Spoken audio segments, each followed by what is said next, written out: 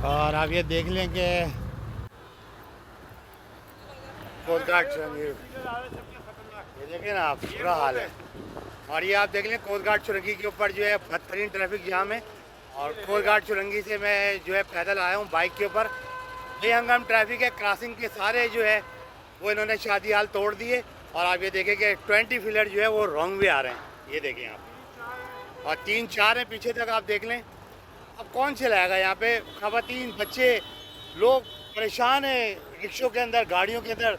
चारों तरफ तवील कतारें लगी हुई हैं और कोई पूछने वाला नहीं है। हज़ारों लाखों रेंट ले रहे हैं यहाँ पर शादी हालों का, लेकिन ट्रैफिक के लिए एक अहलकार नहीं है।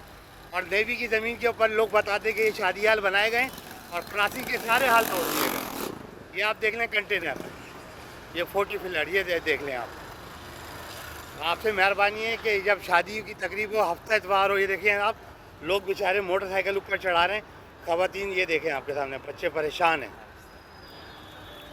और ये सब वन वे आए हुए हैं, आमने सामने गाड़ियाँ आई हुई हैं। ये कैसे निकलेंगी? कौन निकालेगा इन्हें? कौन निकालेगा इन्हें? कोई एहलकार नहीं है, कोई कुछ नहीं है।